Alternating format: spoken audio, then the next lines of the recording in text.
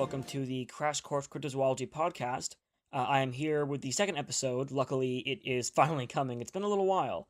And I have a friend of mine on, and I'll introduce him in a moment. He's a very great guy, a very interesting guy, and he has some interesting stories to tell.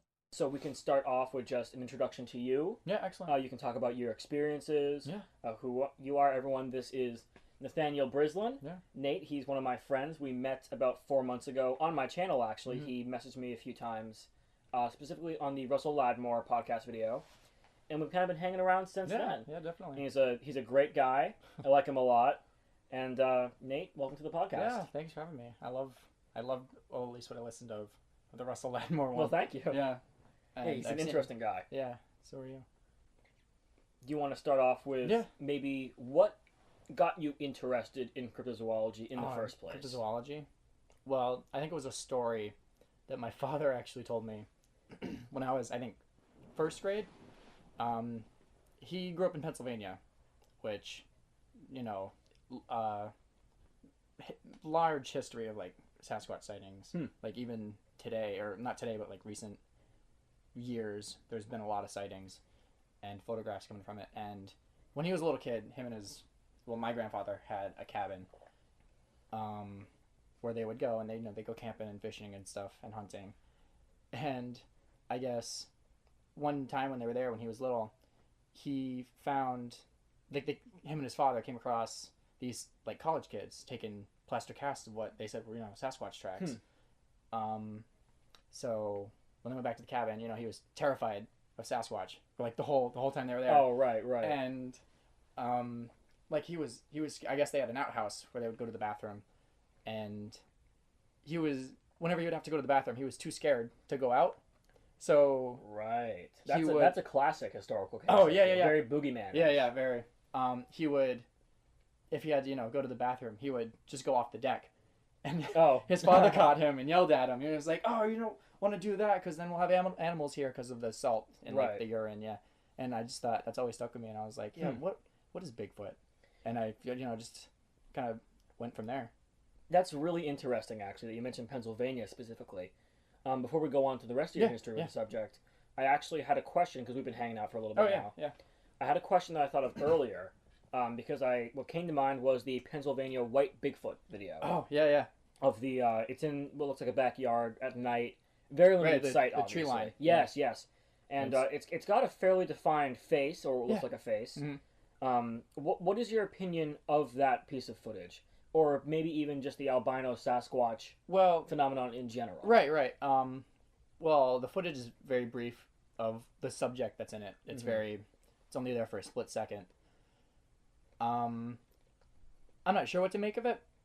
I wouldn't say it's definitive, but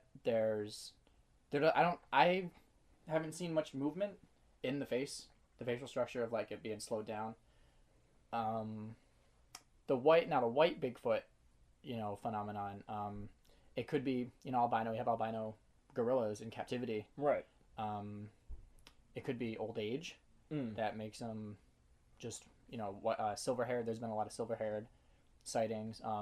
Even old yellow top. I don't know if that would constitute as old age or if it's, a species difference. Right. Like we talked about, different species of, like skunk ape and Sasquatch could be totally different species because...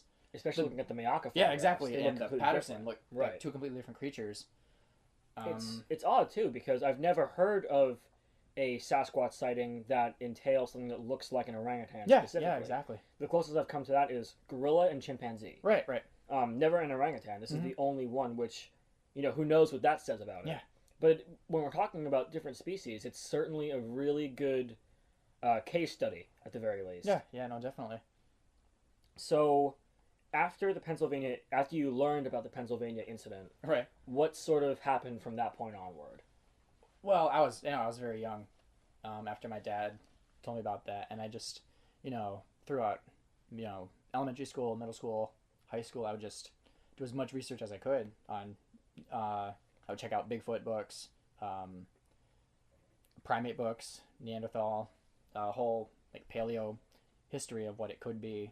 Just interesting, which even, like, it helped me, like, having not an obsession, but, like, it kind of made me, like, more intelligent because it would make me research more things like anthropology and primates, and even before I got interested in cryptozoology, I loved dinosaurs.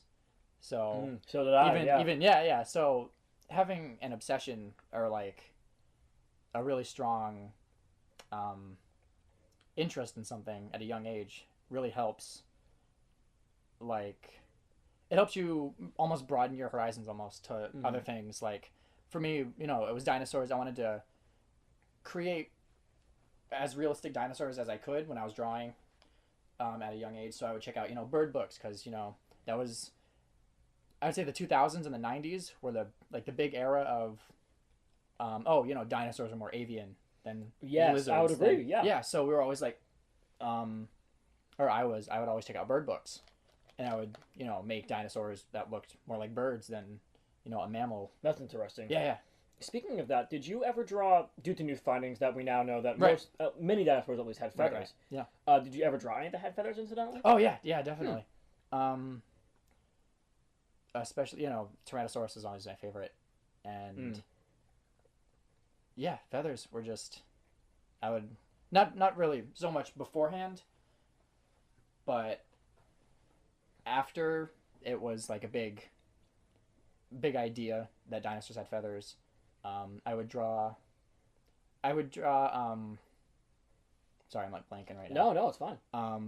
I would always draw Tyrannosaurus, like more than anything else, and I would have the feathers on like kind of the neck and the back, and that was it. Oh, I see. And then, so it wasn't totally covered in feathers like a bird, because it was a large animal, and very rarely are animals completely covered in. If there's something as big as like an elephant, they're not really. They have sparse like little hairs. I see. Yeah. Yeah, and even pigs have little tufts of hair, not like fully covering them. I don't know if this is going off topic or not. No, I actually didn't know that. That's interesting. Yeah, and it just helps me with reconstructions of even like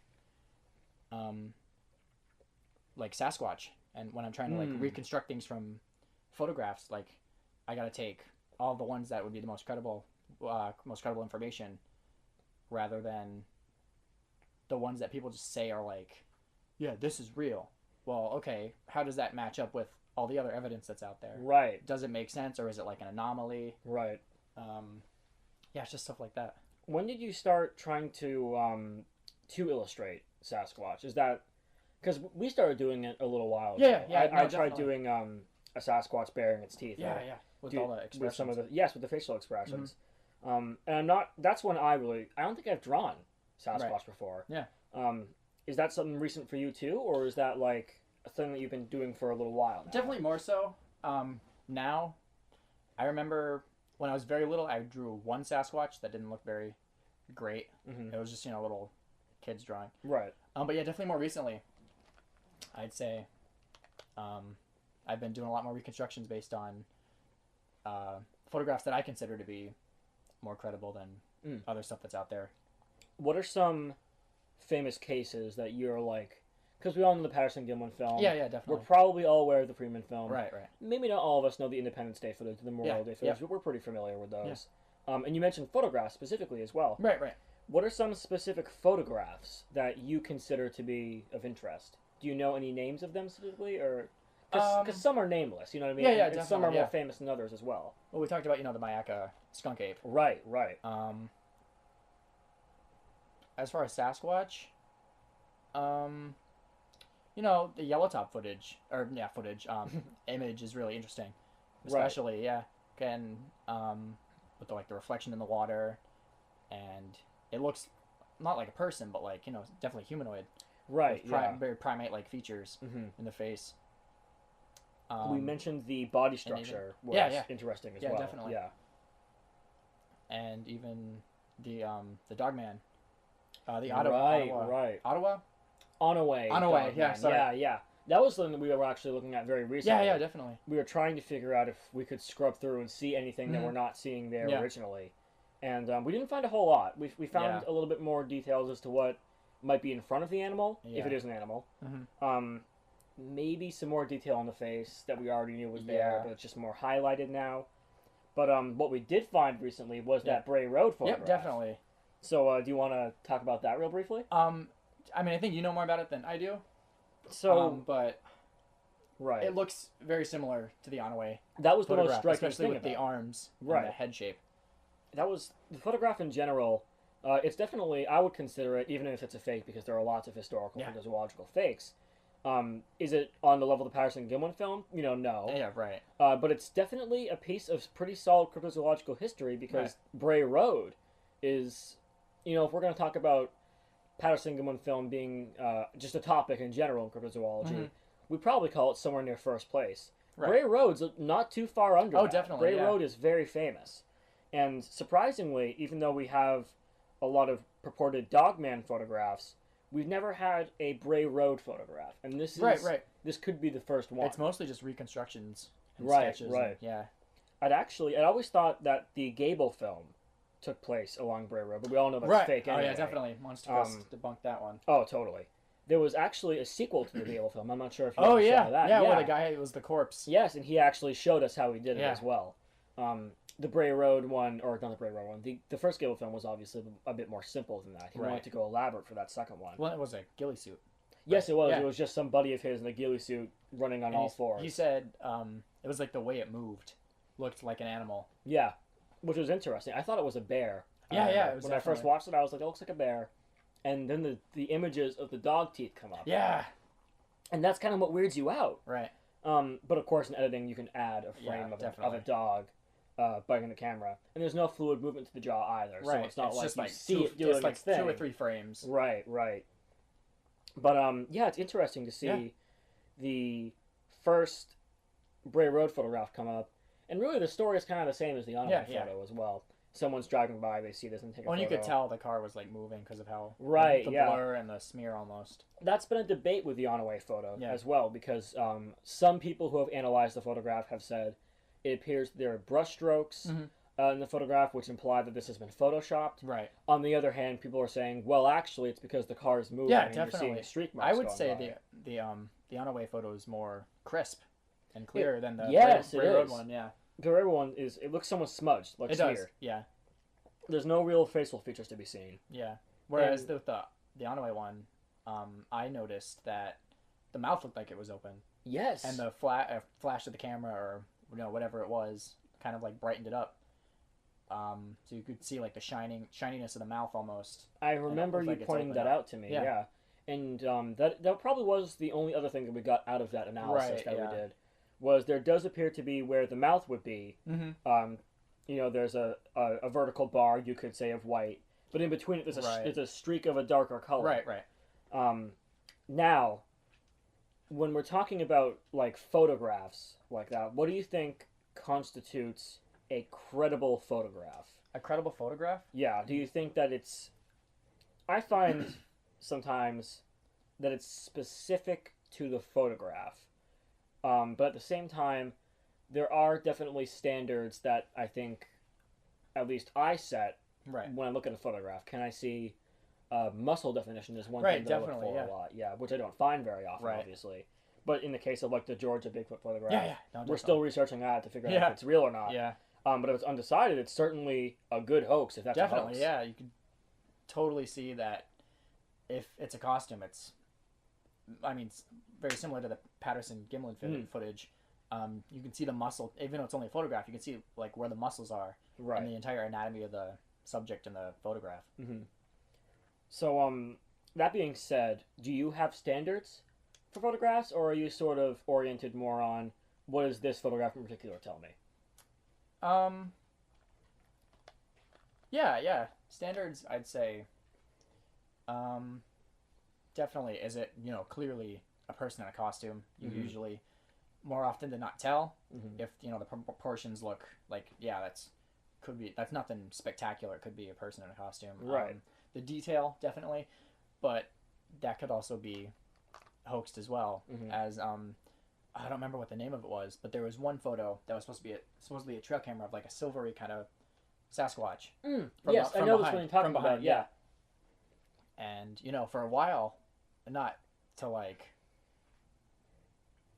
put my credibility to like up to any standards at all, really. I thought that was pretty realistic. But it turned out it wasn't real. Right. There's it's either that one or something different. Yeah. Similar track info, Right. but there's someone found a zipper. Yeah, in the yeah, image, is what it exactly, was, yeah. And that was basically, oh well, there you have it. Right, you know? exactly. Um, And I think that happens to a lot of people. Like, yeah, it does. yeah, a lot of very like famous researchers even. Like we were talking about that earlier with which one was it? With Bindernagel and Meldrum. Yes, yes. I was. We mentioned Meldrum when we were talking about the Snowwalker footage. Oh yeah, yeah, actually. definitely. And I'll just never know how he fell for it. Yeah. Maybe it was assumed that. I do say in the video that I specified that there are no apes that have frills. Right, right. I should also specify that there are some monkeys that have frills. Yes, yeah. So maybe that's what they thought the case was, but it's a very strange looking Mhm. frill if it is. Yeah. It doesn't jut out. It's simply it's a winter coat. Right. You know, and that's exactly what it was. Presumably, at least. I'm not sure if Yeah. they released that detail, but we know it's a fraud. Yeah. Well, that even makes me think of the one that Matt Moneymaker fell for. The turkey hunter Turkey photograph. Hunter ones. Yep. Yeah. That was shout out to Bigfoot Tony. Yeah, who was the definitely. guy who kind of cracked Oh. the case on that one. Yeah. Yeah. 5 minutes it took Great him, guy. something like Yeah, that. exactly. Like 30 minutes at the most. 5-minute video. But yeah, curiously about that photograph, at least the design of the Sasquatch itself looked, it looked a lot like the Patterson. It did, yes. Independence Day with Mhm. the baby. Which is It looked interesting. very similar to me, yeah. We talk a lot about well, I guess not us specifically. We haven't talked about the Patterson film, Gimlin film a lot, actually. Not really. I did a Mhm. with my old friend that helped me with the channel way back, 8 months ago. Something like Yeah, that. Yeah, whenever my last upload was. crazy. Speaking of which, I will have Nate's channel in the description so you guys Yeah, can go awesome. check that out. Please encourage him to make more videos. Yeah, because yeah. Oh, I need. He to needs get, the kick in the butt. I need for to it. get on top of that. The thing about the Patterson film that I think we hold as a standard to other pieces of footage is the complexity of what a suit would have to be to make that real. Well, especially in whatever time period. Especially, yeah. Yeah, that the footage takes place in. There definitely are some misconstrusions going around about what was possible at the time. Right. I would agree that you don't get moving muscles at that time. Even now, it's difficult to get that, but you can get it. Yeah. Arm extensions is one thing, and I think Thinker Thunker mentioned this. Yeah. We both are big fans of Thinker Oh yeah, Thunker, definitely. but no one's immune to criticism, you know. Right. Yeah. And I think it may have been him that I heard the most recently say that there were no arm extensions at the time. That's not true. Yeah. There right. were primitive prototype, you could say, Yeah. arm extensions as far back as 1930s. I remember watching the original King Kong movie, which was, I think, a 32 release. Oh yeah, 33? 33. I think it 30. took place in 33. I don't know when it was released. Oh, okay. And, yeah, 33, 35, yeah, maybe. I thought so. And the scene where the boat crew comes upon the people doing the Kong ritual, Oh yeah. and they're all wearing arm extensions, but they're made to look like gorilla arms. Right. And that right there is a clear indicator that they can't move the hands or anything, but their arm extensions. Arm extensions existed. Yes, Yeah. It's not a hard thing to build. You can't change where the arm bends. Maybe that's what yeah, Peter Tucker definitely. meant because he talks a lot about body ratios. Mm-hmm. And that's a valid point because Right. you can't. But you can definitely extend an arm's length. Yeah, definitely. Now, all that being said, Right. what are some of your experiences out in the field, so to speak? Excellent. Here we go. Well, I got a cabin. Those of you, who go to my channel, I have a piece of footage on the channel, in the area where my cabin is, like literally right behind my cabin, in, I forget what county it is. It says on the video. Mm-hmm. Near, I think Dover Foxcroft is the, Right. I remember yeah, you were making that map. up in Maine, yeah. So I have this cabin, I went up with a group of friends in last July, 2017, and we weren't even looking for anything. We were just going for the summer for I'd say like a weekend, half a week. Not even looking for Bigfoot. We didn't find anything. We had campfires every night. And we just doing what teenagers do, just hanging out, having fun outside. I think the third or second to last night we were there, I was collecting firewood for the fire to have that night. And I found the stick structure where it was, they have these skinny pine trees that are just out there.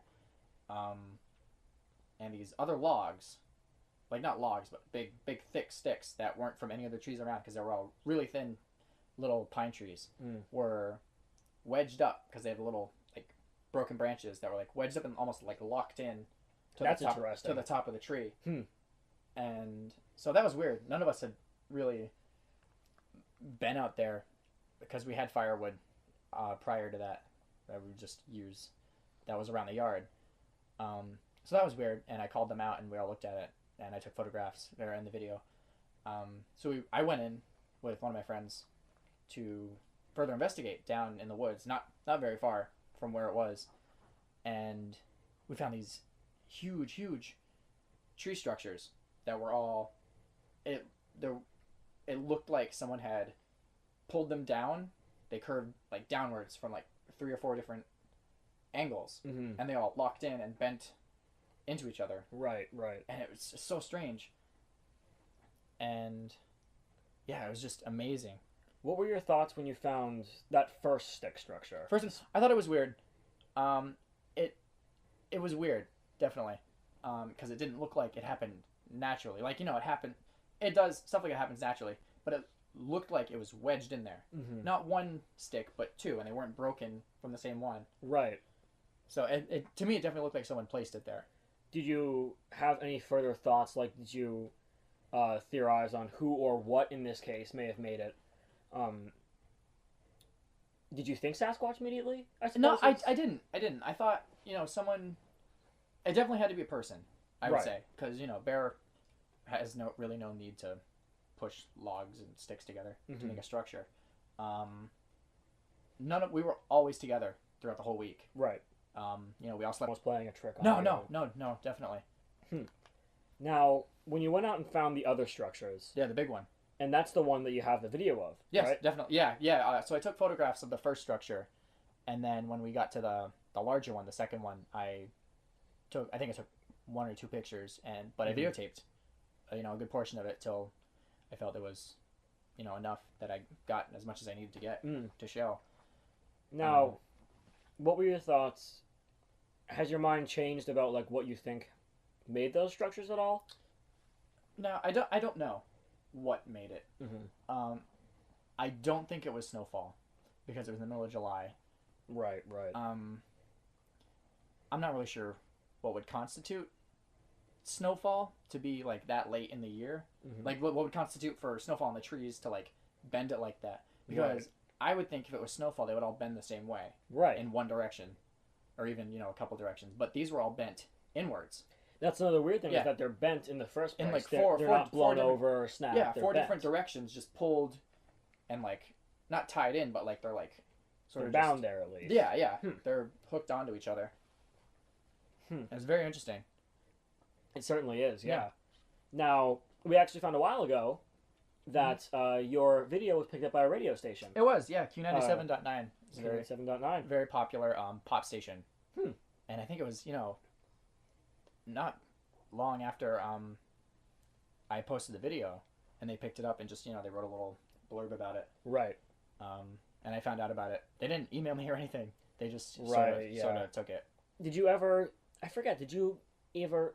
Did you ever send them an email or? I was going to, but I was so caught up in at the time, just getting into college and everything, dealing with all my work and my life at the time. I didn't really think it was worth it, especially because it was such a long time after they had posted it. It wasn't really. It wasn't relevant. Yeah, exactly. Right. I see what you mean. Do you think that I mean, obviously, you don't recall them ever actually broadcasting anything about it. I don't know. I don't listen to the channel. Oh, really? So, yeah, so... Yeah, I kind of stopped listening to radio a long time ago, too. Yeah, definitely. Radio's definitely beginning to die out again. Yeah, which is sad. I think that's sad. Yeah, because I do listen to radio shows. Yeah, there's a lot of potential. It's potential stuff like this, really. There's Coast to Coast. Yeah, there's definitely. a lot of stuff like this. Yes. My dad and I used to listen to Coast to Coast.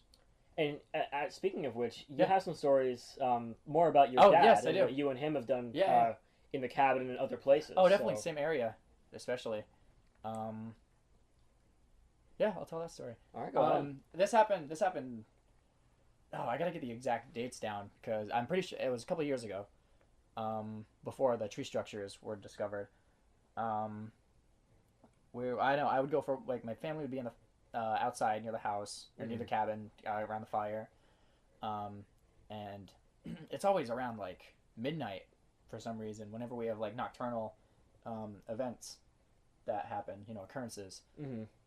And I was walking up and down. We have the dirt road where all the neighbors are. Well, not even all. Like the landlords aren't there half the time, which is where that took place around there. And I think there's only a couple other people that are neighbors around our cabin. Mm-hmm. And it's literally just a dirt road, and there's trees on each side, big forest area. There's a little river that goes under the road. Mm-hmm. So I'm walking up and down, trying to, I'm just, walking, see if because there's a lot of animals, black bear, deer, raccoons, possum. So I was just going up and down with my camera, with my light, seeing if anything would be in there, or across the road maybe. And I did. I heard a large animal. I could tell it was large because it wasn't breaking. It was breaking sticks, but it wasn't. It was as it moved through, like it was almost just pushing stuff out of the way. Right. And the sticks were snapping and popping. Mm-hmm.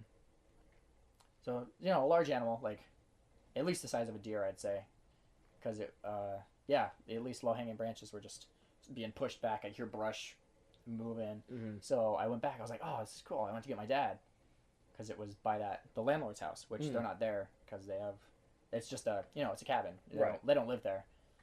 And I got my dad, and we went over to the cabin, and we walking around with the lights. We didn't see anything. And this is, I remember this being around midnight.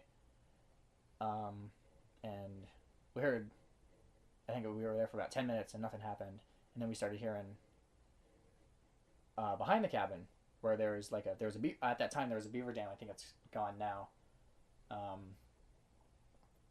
There's a little pool that builds up when there's, a beaver dam. Mm-hmm. And there's a brush in between the pond, connects to a big river that leads all the way back into the forest. Right. Where always deer, and beavers, animals like that.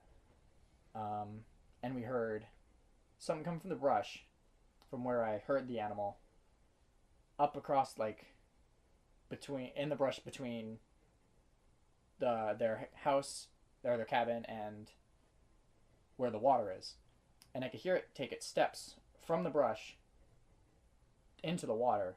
Step after step, I could clear it. I say this every time I tell the story. It sounds like a person at the beach walking through the water. Step, step, step, step. It's not a quadrupedal animal that would be like. Right. We could clearly hear. It was definitely bipedal. It sounded exactly like a person walking through shallow water, like not wading, like foot out of the water, back in the water, foot out of the water, back in the water, just step across. And unfortunately, the light didn't reach enough for us to see, and it was on the other side of the brush. And yeah, we talked about it to this day, and sort of dissecting this a little bit more, my father and I talked about that it could have been a bear. On a time. I'm not going to say it was definitely a Sasquatch because I don't know. Mm-hmm. I don't know that. Right. It definitely could have been a bear on its hind legs, when they're like rearing up to get a better scent or a view of another animal or something else that's there, because we weren't being quiet. We were, talking like we are. You were there. Yeah, we were there. I could tell. So it could have been on its hind legs, just, walking through the water, stepping through the water. We didn't see it. I was on the other side of the brush, but definitely heard a bipedal. It was definitely bipedal. That's interesting. Yeah. It's I like the analogy you use with the person stepping through the water on the beach. Yeah. That's you can really picture what that sounds like. Yeah, exactly. And it is weird because it's and definitely like your idea with the bear standing up to get a better view, especially because there's something of interest there, and that was you two. Of course. But it is weird that there was something wading through the water like that. Mm-hmm. Again, like I said, not wading. Right. The foot was coming back out of the water. Right. Yeah. Which it's. Do you think a bear could do that? Could lift its foot as it's walking on its hind legs out of the water and then be on one foot, because they do kind of shuffle. Yeah, if they're moving on their hind legs. Because they don't bend their knees very well. Right. I think is their thing. Well, they got the short back legs. Right. Yeah. Especially when they're standing up, they have literally all their weight because they're massive animals. Yeah. I'd say it's a possibility. It depends how shallow the water was, how big the animal was. Right. To be able to step out of the water back in. I'd say it'd definitely be easier for a human to do it, or something of a humanoid stature. Right. To be able to lift their, because they got the knees. The bears just got little, short legs. Mm-hmm. It would definitely be easier for a person to do it though. To get that sound effect, like that sound of it, Right, the very melodic sound that is going with exactly. the fact that it's walking on 2 legs instead of 4. Yeah, definitely. Now, on the subject of your experiences, I think you have at least 1 or 2 more. I do. I have. Well, actually, no, I'll let you talk. Yeah, no, I got one more, which actually happened before that. So I'm kind of telling these events backwards. So the trees happened most recently. A couple years prior before that was the nighttime one in the water. And this one happened, I'd say, 3 or 4 years at this point. My father's a big hunter. He's a sportsman. He's a, he likes being in the woods. That's why he got the cabin. He loves being outdoors. He's a hunter. He's a fisher. And him and I were, same area, same cabin. But farther out this time, where, we would sit by, it was a swamp area, almost, where we would sit on the not a beach really, more like a tree line, overlooking the brush and where the water is. Oh, so it's a bit like a lake shore. Yeah, exactly. Yeah. It's got a very thick tree line around it. Yeah. So my dad's he's a sportsman. He hunts, he fishes, he loves being outdoors. Which we got the cabin. And I go hunting with him on occasion. I don't consider myself a hunter. I'll go. I haven't shot anything. I'm not great. So we went out one morning, same area as the cabin area, where there was not the same area where we saw the other, or heard the bipedal water steps, but farther out. Which is also an ATV trail that runs not close to where it is, but sort of around it and into the woods. Where we are is kind of like a little tree line across, facing the water, and there's ducks, a lot of stuff. I don't remember what we were hunting, if it was deer or duck or whatever. Not really important to the story, but so we were sitting there for a few hours. I think we went at like 7 in the morning, 8. And we sat there. I kept nodding off. My dad can honestly tell this story better than I can. But I kept nodding off. I wasn't really in like the right mind to remember anything. Because I was so tired. I was younger. I had a shorter attention span. So we're sitting there for a few hours, and just out of nowhere, we hear just a knock on wood. It echoed throughout. We can definitely hear it. And it was close. Like it was, I'd say, a couple 100 feet from us. That's how close it is. Pretty close. That's how close the sound was. But there were so many trees, they just sort of overlapped each other, so we couldn't really see very far to where it was. But it was just so clear as day, because it woke me up. Like, it didn't wake me up, but I was nodding off, and it, sobering, quote unquote, kind of. Right, I see what you mean. Yeah. Because that was just, we were expecting animals. There was nothing. We didn't hear anything, didn't see anything, and then just a knock on a tree, like a piece of wood. Yeah, it didn't sound like a branch falling. No, definitely not, or an acorn or anything, because that makes a little like, it was like wood on wood, hitting the tree. That's interesting. Yeah. No, there was no vehicles. It was, it was like 7 or 8 in the morning where we were. Right. We would have heard, it's an ATV trail. We didn't hear any ATVs, no vehicles, no cars, no anything.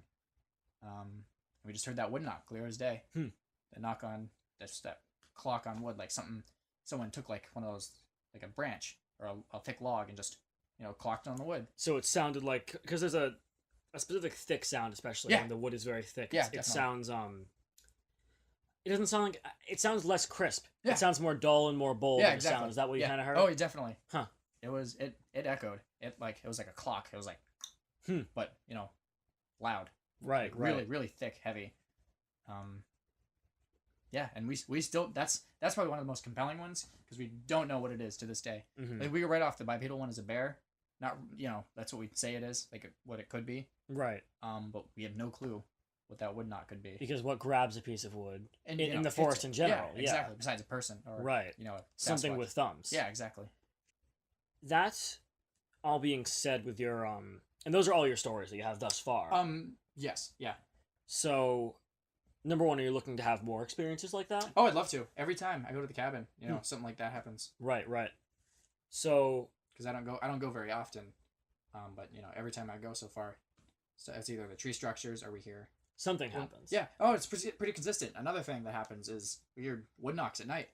Right. Around midnight when we're sitting around the campfire. Has that happened a few times? Yeah. Is it really? Yeah. Huh. Multiple occasions. My whole family started. My mother, my father.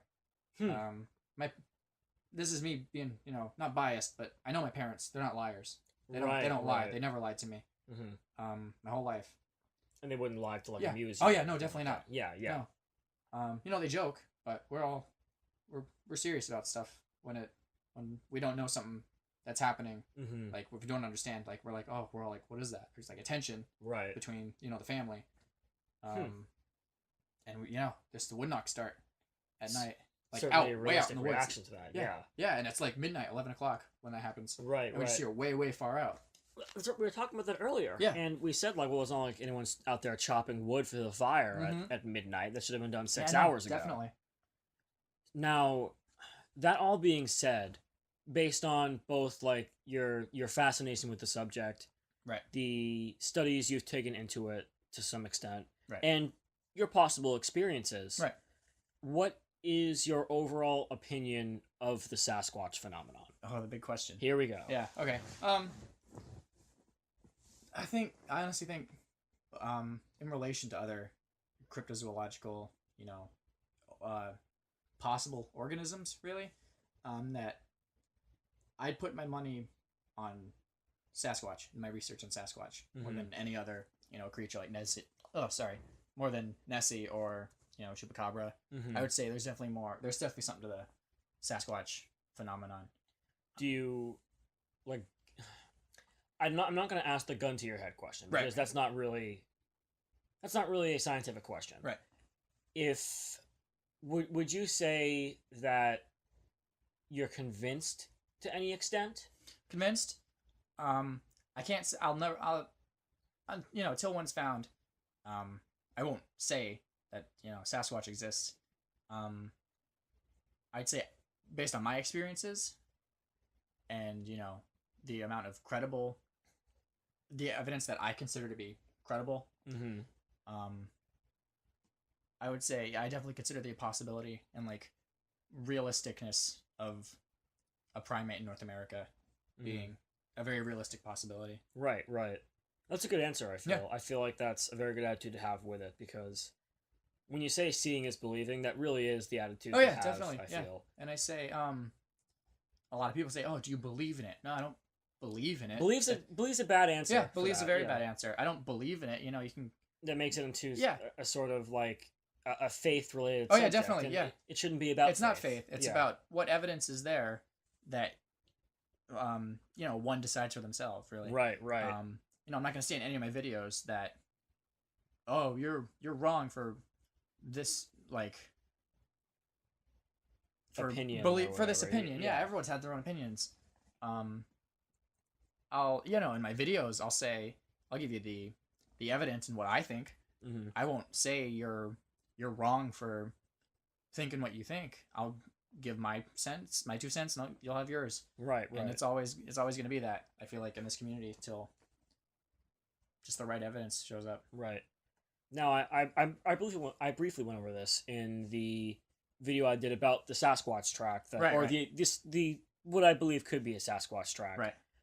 There's the word believe again, I should say. Right. Well, it's in a different context. It's always contextual, I'd say. Yeah. And I tend to have the same, for lack of a better term. Yeah. I have the same attitude though, where I'll say I believe this is this. Right. You know what I mean? But I won't say I believe in Sasquatch. I will say I am convinced of their existence. Right. And convinced is definitely something that way more implies, aside from faith, that you've seen enough. for yourself. It's evidence. Yeah. It's evidence-based. It's based on something that you've experienced, or maybe you've looked at so much, like Bindernagel, who unfortunately passed away about a month ago or so. He believed in... Oh, my apologies. I keep saying that. No. He was convinced that there were Sasquatches, and not just that. And he had a very interesting viewpoint. Yeah, he never had any first-hand experience either. No, he never he saw didn't. one.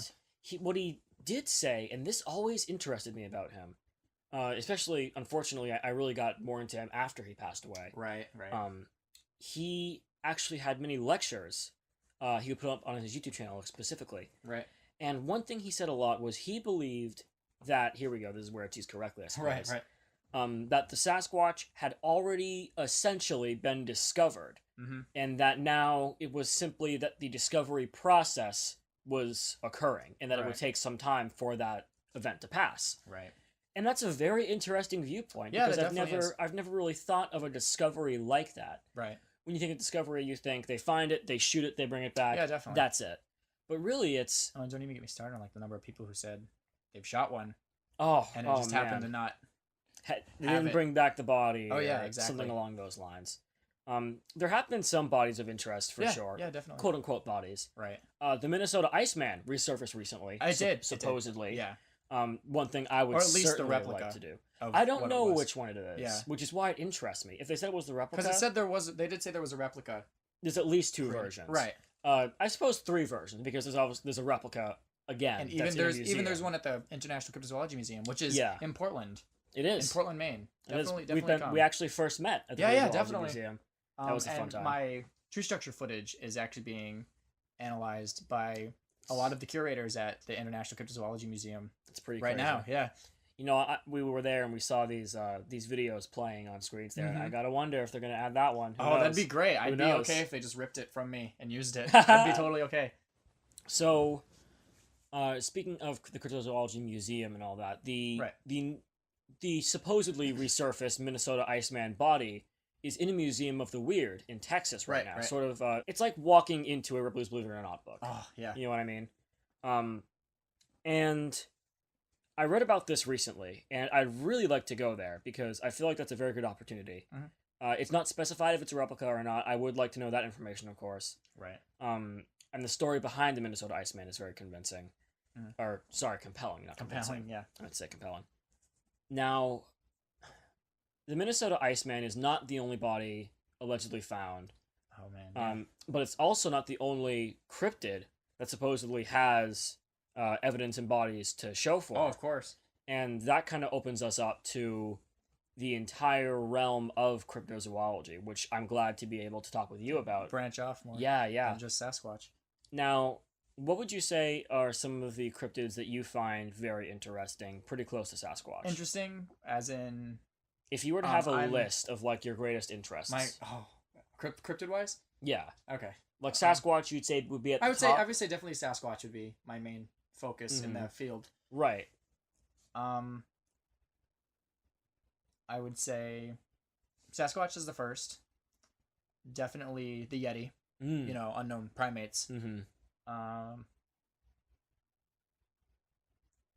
The Luska, I'd say very interesting. Ah, the Luska. Definitely very interesting. Yeah, that's one that you don't hear come up a lot. Especially considering, you know, the blue holes, the Bimini blue holes area. That's actually, weirdly enough, kind of the best evidence for it. Definitely, yeah. People have gone missing all the time. Yeah. And an octopus, you know, is a creature that, you know, can camouflage. It can squeeze through small holes. Right. Bimini is just a bunch of underground tunnels, the blue holes that connect into each underground cave system. It's amazing. It is an amazing area. Know, an amazing... Bob Gimlin with a Y on YouTube said this in one of his videos. You know, unique environments create unique animals. That's true. So something as large and as expansive as the blue holes in Bimini would, you know, could possibly lead to the evolution of, you know, amazing animal such as a Luska, which is, for those who don't know, a giant octopus that is said to take people from who swim in the blue holes. Right. What are there's not a lot out there for the Luska. Definitely not. Right. Aside from, of course, the connections made to Exactly. I would just say it's, for me, that's some of the most interesting. It is an interesting one. It relates a lot to like the Oklahoma octopus. Definitely, and, yeah. The giant squid phenomenon in general, which of course. Well, yeah. And the giant squid was I think proved just real. recently, yeah, they filmed one alive up close in Japan, I think. That was in 2006, I think. That was the first. It was photographed alive, right? But I think filmed. Oh, I thought recently they filmed close up of swimming. Filmed animate right next to it. like animated moving pictures. Right. That may be recently because I've only ever seen photographs. Right. I have to double check. I'm not. I'd have sure. to as well. I know so. that you know what's actually very interesting is when Monster Quest did an episode on that. Yeah. They actually filmed one. They did. Yeah. They got a photograph, I think, and it looks very similar to one of the other Japan photographs, which is like it's stretching out its tentacles towards the wire. Yeah. And Monster Quest definitely got my interest. Yeah. Yeah. That was my father and I. Again, we have very similar interests. Did he watch Monster Quest? Cryptozoology, yeah. When I was younger, that show was in full swing. We would watch all the episodes. Together, very interesting. Yeah. Now, you've actually been doing a bit of studies on native views of some of these animals. Definitely, because that kind of... There's a saying that the mysteries of the past kind of help us unlock the future. I think it's very well put. Would you say that that's a reason why knowing a bit of the native stories could help us identify what the situation is, whether it's an undiscovered species or it's something else, could be fictional? I definitely agree. Right. I definitely agree. A lot, especially in Maine, a lot of the Native American stock of, ice giants, the cannibal Wendigo, which I think could very possibly be, synonymous for Sasquatch. Not so much that they cannibalize people like human beings, but there's strong evidence, I'd say, that Sasquatch, have taken people, especially considering I feel that Albert Osmond's story is very compelling. Yes, especially considering the time where he described the sagittal crest. The sagittal crest and the brow ridge. The brow ridge, yeah. Yeah. Very ape-like features that people didn't really know about at the time. Definitely, yeah. I don't think apes were very... We knew they existed, but we didn't know of the gorilla. We may have known of the chimpanzee at that time. Right. I think that was probably the first. And even the reconstructions at the time of the chimpanzee before it was really, really discovered looked very crude and not anything like a real chimpanzee. I actually haven't seen many from those. Yeah, they're very scary. Actually, they're like something out of like a movie, like King Kong almost, like how freaky the Kong looks. That's interesting because King Kong was actually created in the same fashion for the gorilla. Right. They were because they were larger than chimpanzees. Right. And I think people took that and were like, oh, they're 25 feet tall, sort of thing. And that's really interesting because that says something psychological about cryptids for sure. That and native stories actually do too. Now, speaking of what the natives say, when I was talking with Russell Ladmore on the last podcast edition, we mentioned the Burringer. Oh, definitely. And, Aborigine views on that and all. Right. And that brings us into the realm of what you what you yourself personally seem to maybe consider the more outlandish. Personally, yes. Like I said, I won't say a background, but I've had an interest, like a lifelong interest at this point in, dinosaurs and, prehistoric organisms. And to me, personally, there isn't much conclusive evidence to support the idea of an existing population of certain species of dinosaur, especially considering the fossil record. Sorry, I said like a stroke. Considering the fossil record, like we talked about today about the sauropod, the Mokele and Bembe. Yes. Where I think you said migrated to Africa. It was somewhere like they came to Africa through Egypt. Right. Or what is now Egypt, I should say. Of course, the land has probably changed significantly since then, but it was still served as almost like that area is bearing land bridge. Right, and even the Burringer and in prehistoric Australia, there existed several species of, large theropod dinosaurs. I think the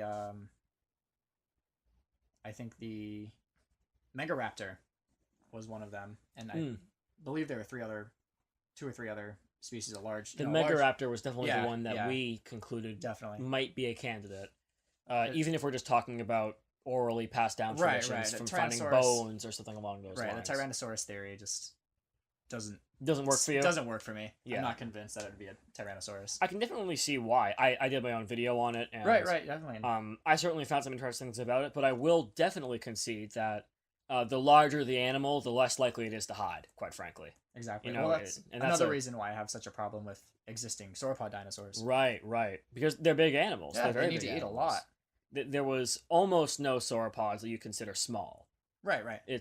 There might have been a few, and even then, they're like still like the size of an elephant, almost 20 feet or tall. A horse, yeah. So that brings me. Actually, that reminds me of the woolly mammoth video that I did recently. Definitely, yeah. I'm not sure if you watched that or not. I'm halfway through again. Okay, well, I know. Sorry. Watch all of his videos and just watch them halfway through. Oh yeah, sorry. The interesting thing about the woolly mammoth is that the Inuits, or the Eskimos, whatever you want to call them, have stories of what they refer to as the big teeth. Right.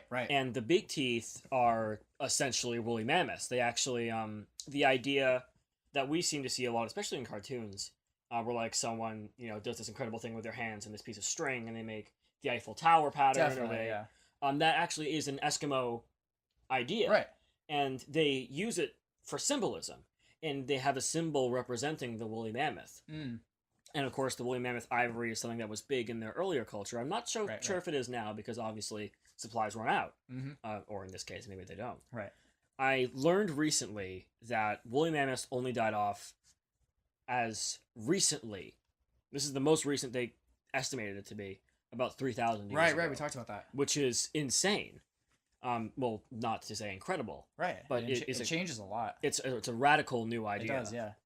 Just hoping that wasn't my phone vibrating. Okay, yeah. No, that was mine. Sorry. Oh, okay, good. Let me just regain my thoughts here. There was an article that I had read about this subject, about the woolly mammoths and how recently they died off. Right. And the area they died off in is in Alaska. It's a place called St. Paul's Island, Mm-hmm. or St. John's Island, something along that line. And it wasn't an accident that they were hunted to extinction, is that they were isolated on the island, landlocked. Really? And it was either inbreeding or genetic diseases that were actually flourishing on the island at the time that killed them. So that was sort of their downfall. Yeah.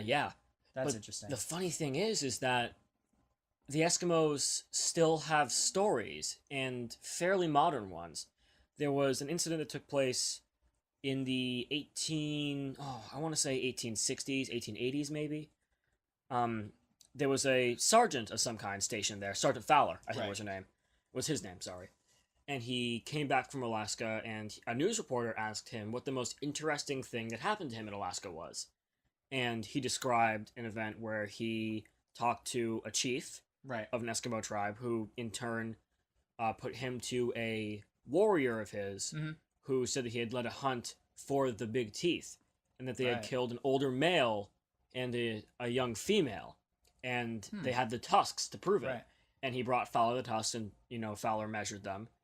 And at that point, when you get to dinosaurs is one thing, woolly mammoths I feel is another. Well, maybe it is, maybe it isn't. Definitely say so. Two very different, families of animals. Whereas, we live in. It was the age of dinosaurs for millions of years. We currently live in the age of mammals, as as most would put it. So I definitely think a mammal type creature definitely have more credibility almost of existing rather than something like a dinosaur. I see. Because would you say that's because the environment is now more built for that? I would say so, yeah. I would definitely say so. That's interesting. I hadn't actually thought about that before. That's a very interesting point.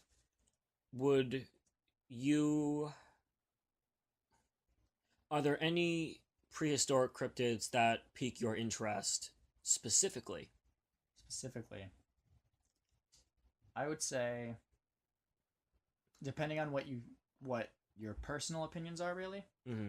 I would say, the Yeti, as Gigantopithecus, makes more sense than the North American Sasquatch as Gigantopithecus, because both the Yeti and Giganto lived in Asia and India.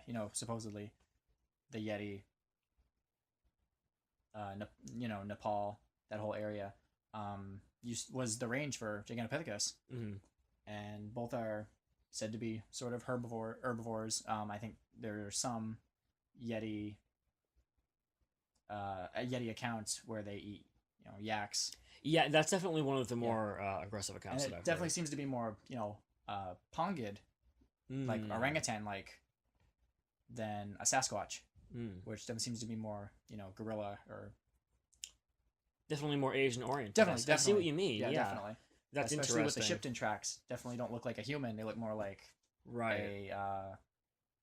like an orangutan Right. footprint with the the first toe looking like a thumb. The very flat, bottle shaped, as Lauren Coleman would put it. Right.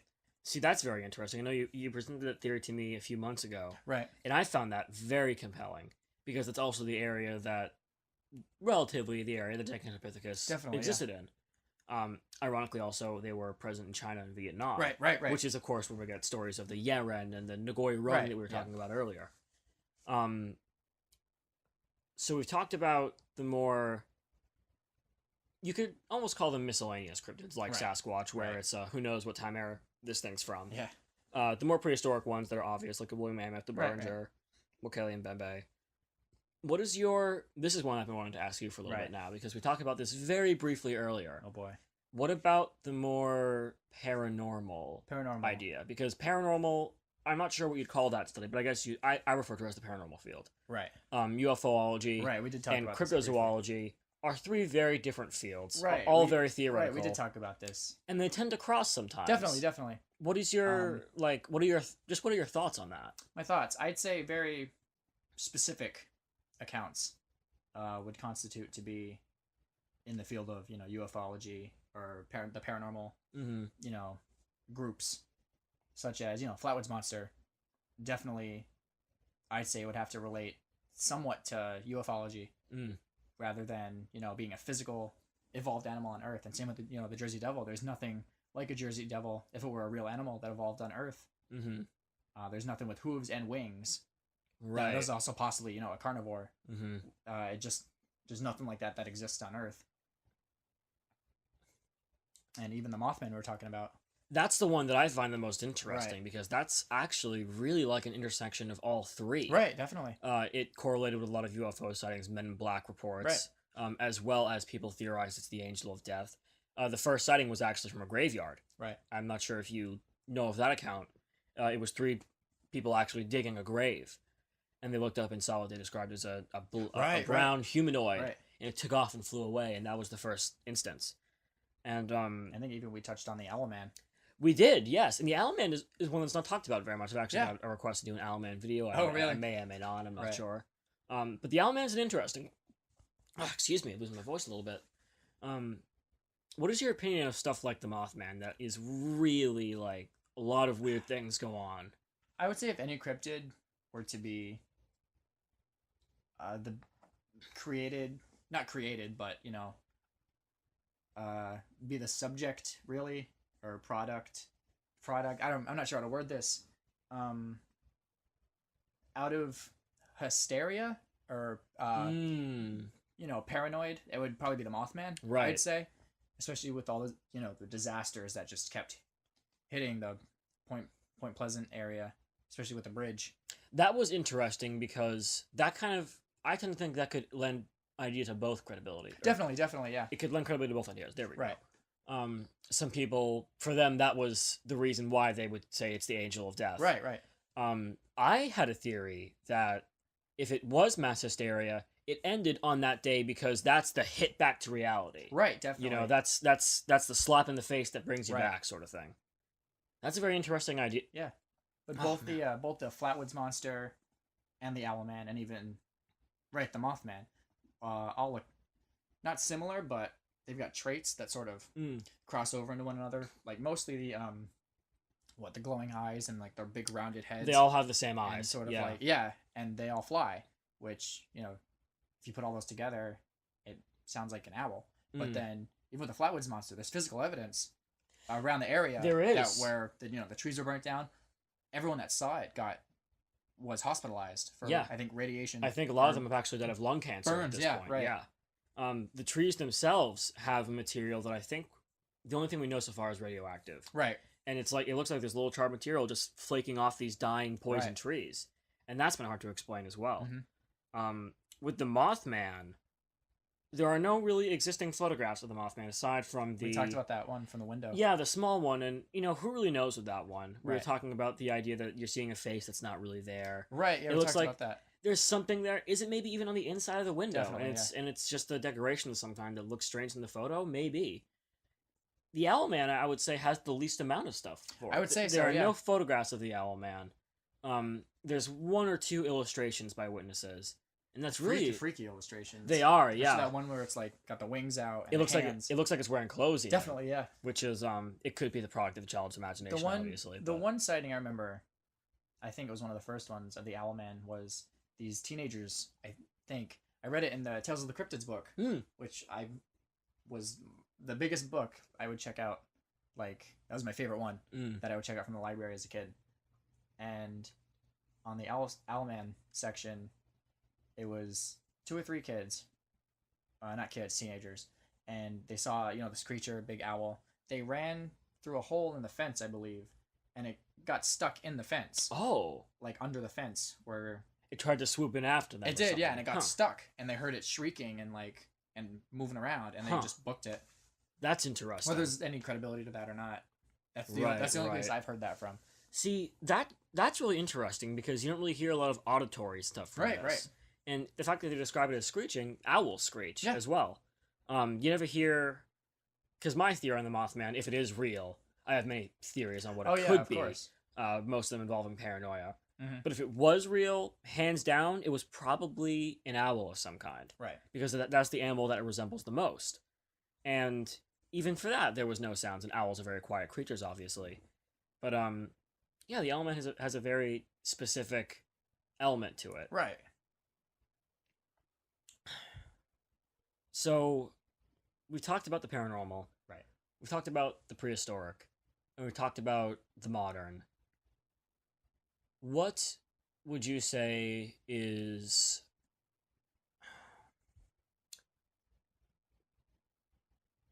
I'm trying to figure out how to word this properly. Right. Would you say that well, for one thing, I suppose, would you say that there is a stigma around cryptozoology? How so? Do you think, especially in the mainstream, such as like a pseudoscience? Yes, that's the word that's put around it I would definitely not. I would not consider cryptozoology to be a pseudoscience, specifically because it uses all of the scientific methods. Really, if used correctly. Yeah. Exactly. Yeah, that's a good point. Whereas, right. I feel like a lot of folkloric stuff that should be left out of it, such as, I would say, the Bunyip's definitely more folkloric than Russell actually put that forward. Right. That even Aborigines say, that's more of a boogeyman. Than actually being like a real organism. Right. So I definitely say there's a lot of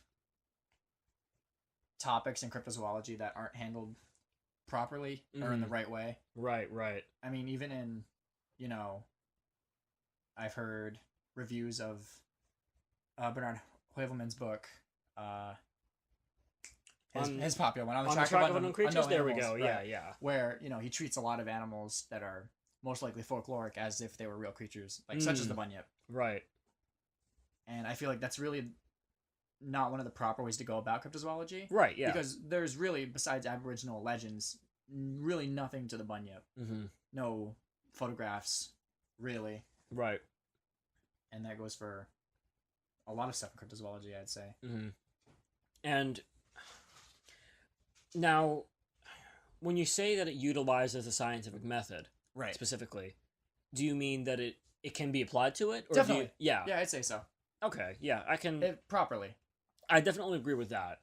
There are certainly individuals who will remain unnamed.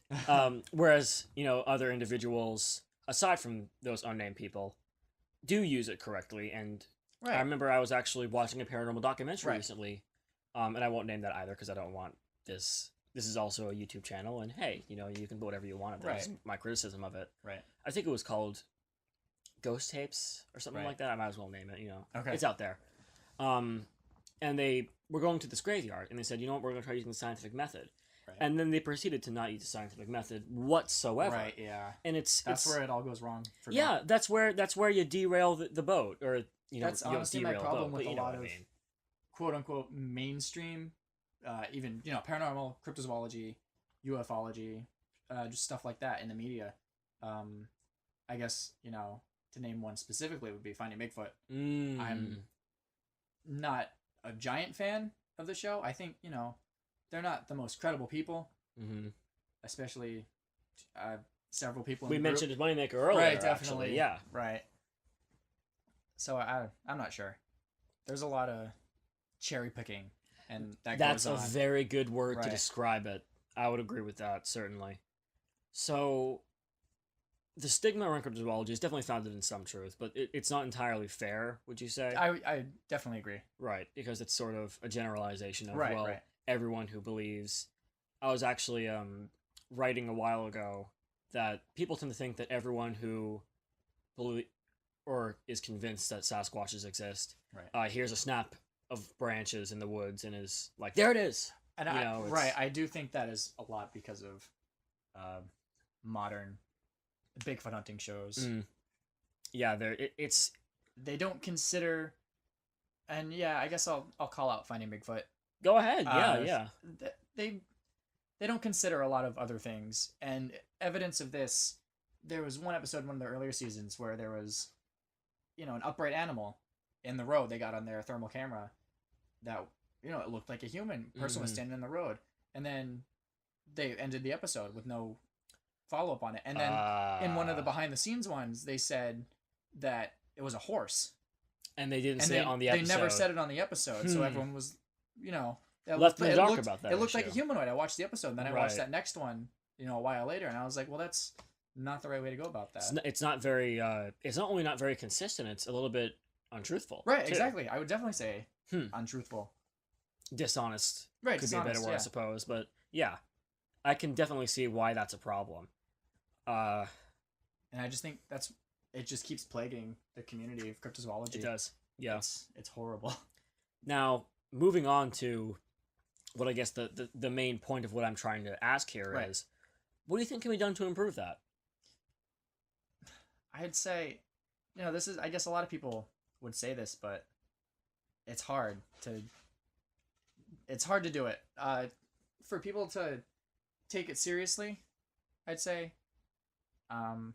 But you know, it's hard when people, especially it's a subject like this that's got almost a reputation for being pseudoscience. Right. Even when the scientific method is applied to very real, you know, investigations. Right. Could yield potential evidence that could be compelling. It seems like definitely you try to avoid doing all that yourself. You try to be very logical with your approach. Of course. Yeah, of course. Do you think that if people did that, if people, for instance, like Matt Moneymaker or like Todd Standing, who definitely name drop.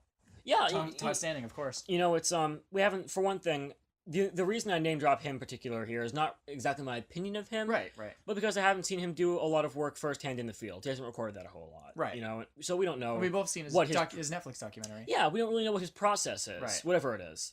And if it's great, it's great, and if it's not, it's not. And even with the Hoffman footage, which I did an analysis of on my channel, it's just presented the information saying that it's real, with nothing to back it up. There's nothing there. You just say, yeah, this is real.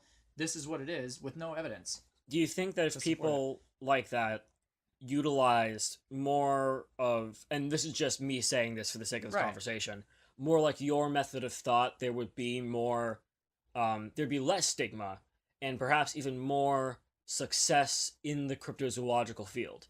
Define my method of thought. An approach that takes the idea of we are going to presume that it simply might exist or might not exist until we know otherwise. Oh, exactly. Right. Yeah, I definitely say so. And to know is to present evidence rather than just say, well, I saw this. Right. It's not evidence.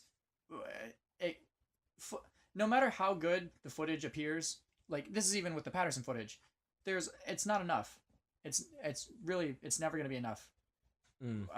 Even, Todd Stanning's footage, he says it's real. He has nothing to back it up, really. Right. Even, like I said, the Hoffman Bigfoot footage, it just says it's this little 20-second clip of just this. It looks good. It's a good look. It's comparable to the Patterson footage, I'd say, of it just walking away and nothing else. There's no follow-up, no beginning. And it's the footage itself, like the whole video itself on YouTube is just a minute long. Right. All right, well... It's just the wrong way to go about it. Yeah, I would agree. Right. So, I guess with that being said, I think it's about time for us to wrap this up. Yeah, definitely, yeah. Do you have any final little last words you want to give? No, I think I covered everything. All right. This is great. I love being on this. Well, thank you. Yeah, I'm really glad that I invited you onto this. This is something that I've been wanting to do with you for a little while. And again, no, it's always the scheduling. It is, yeah. It's definitely some kind of Murphy's Law playing in it. Oh, definitely, yeah. And even, Murphy's Law applies to cryptozoology, I'd say. It does. That's actually a very good takeaway from this. Yeah. Be careful. Yeah. Well, it was great having you on. Yeah, thanks. Nate, Awesome. I'm really glad to have you share your experiences and all on here. I hope everyone enjoyed listening. I'd say this is the first time I've publicly shared all my... It is public now. It's out there. Yeah, this is great, I think. It's interesting. Hopefully, this does something for the field. I hope so, too. That would be great to have this make any kind of impact. I hope people get something from this video, definitely. Certainly, yeah. It's good to finally be able to put my thoughts and stuff out there. It's a good opportunity for that. Yeah, definitely. Thanks for having me. No problem. Hopefully this does improve the field a little bit. Right. And without further ado, Nate, it was great having you on. Yeah, you too. See you next time.